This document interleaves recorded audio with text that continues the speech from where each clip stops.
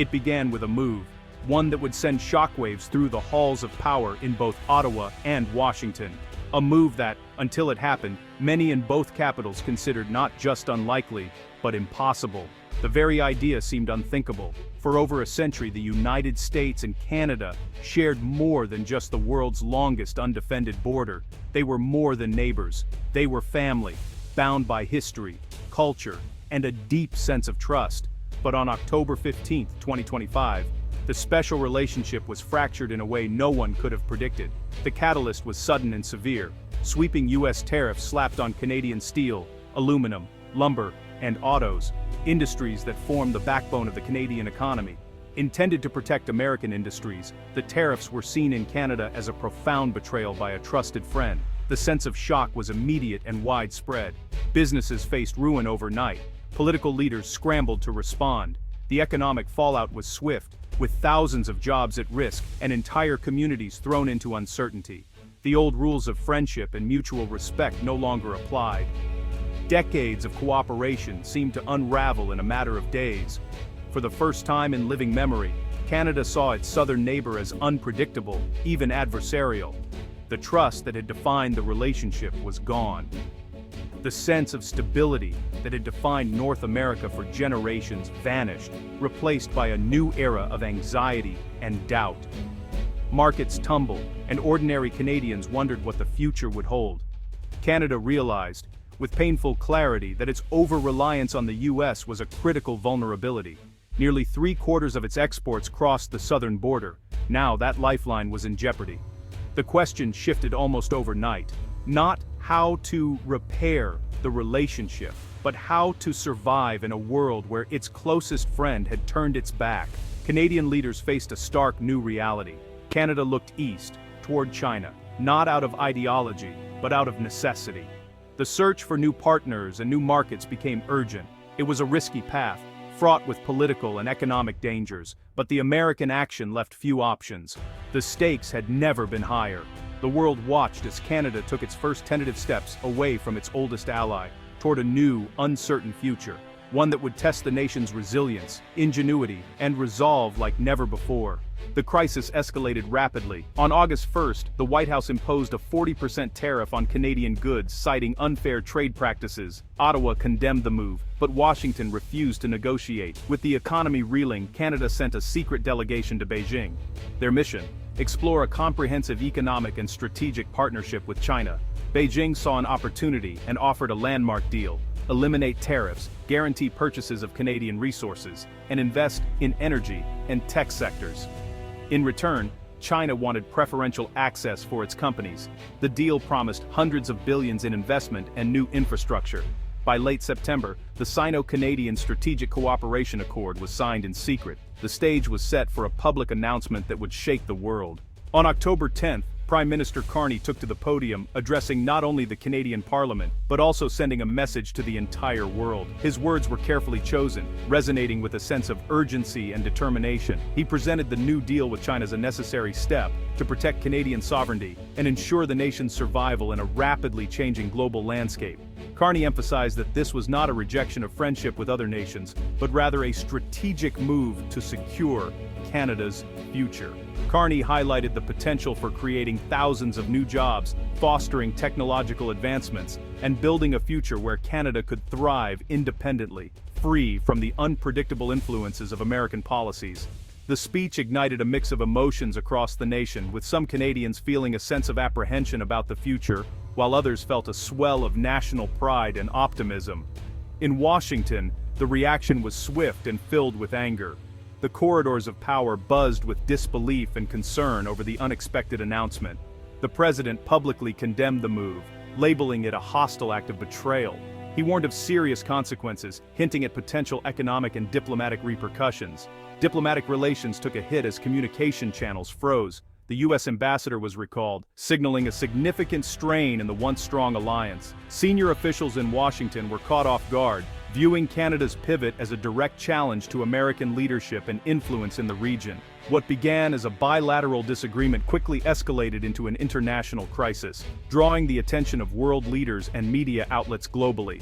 The implications of this move extended beyond mere trade agreements. It signaled a profound shift in the global order, with alliances and power dynamics being re-evaluated. Canada's bold decision forced both nations to face a new geopolitical reality, challenging long-standing assumptions about their relationship.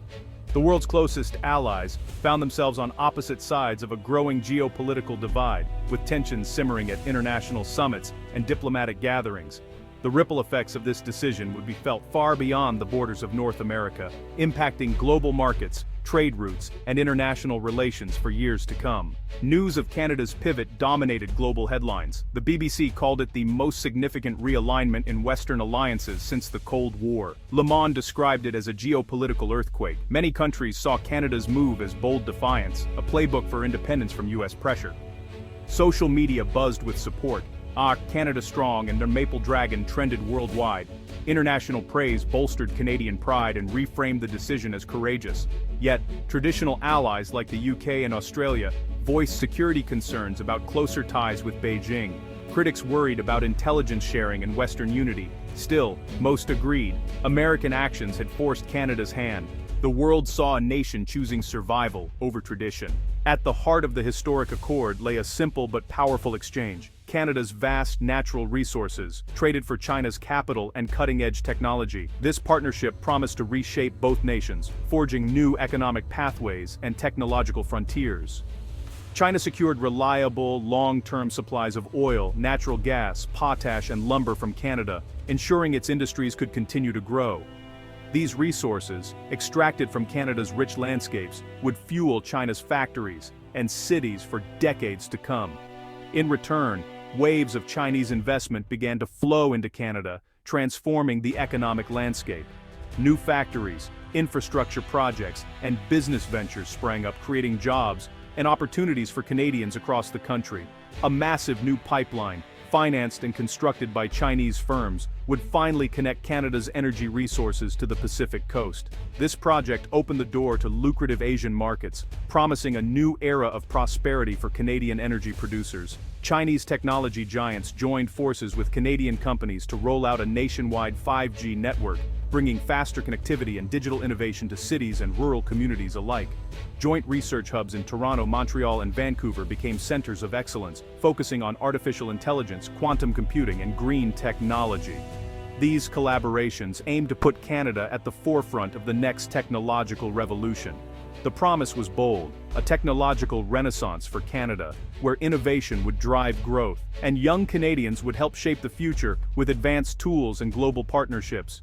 But not everyone was convinced. Critics warned that such deep foreign investment could threaten national security and erode Canada's sovereignty, sparking heated debates across the country.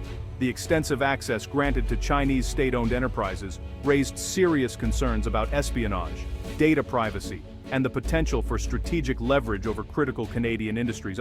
The government responded by insisting on strict safeguards and oversight, promising to protect Canadian interests. Yet, doubts and anxieties lingered among citizens and policymakers alike. In the end, Canada was making a high-stakes bet, tying its future to a powerful authoritarian partner, hoping that the rewards of innovation and prosperity would outweigh the risks. The US backlash was swift and bipartisan. The Canada-China Accord was seen as a geopolitical betrayal. Congress called for reviews of all treaties, including NORAD. Media headlines screamed of betrayal and a new Cold War. Commentators warned Canada had chosen the wrong side in the US-China rivalry. Calls for sanctions and a security overhaul grew louder. The anger chilled cross-border business and personal ties. The once undefended border now felt like a real dividing line. Goodwill eroded as the narrative of betrayal took hold. The relationship between the two nations had changed, perhaps forever. In Canada, reactions were complex. Anxiety about US anger mixed with economic pragmatism. Business leaders praised the government for diversifying markets. Editorials framed the move as a moment of national maturation. The decision was seen as pro-Canadian, not anti-American. Promised jobs and investment built public support. Provinces like Alberta saw hope in new pipelines and tech hubs. Opposition was fierce. Environmentalists, human rights advocates, and security experts raised alarms. But economic desperation and the appeal of independence created a broad coalition behind the government. Canada was forging a bold, uncertain new path. Canada's pivot sent shockwaves through the global order. NATO allies questioned Canada's reliability and commitment. The alliance was more fractured than ever. With Canadian energy flowing to Asia, North America's energy landscape was redrawn. The US faced higher prices and weakened security. Canada's move symbolized waning American influence. Other nations saw that alternatives to US partnership existed. The risk of a domino effect loomed as countries considered their own independent paths. October 2025 marked the end of unquestioned American primacy. The world had become truly multipolar, with nations making pragmatic, self-interested choices. Canada's journey was a harbinger of a new, unpredictable era in world politics.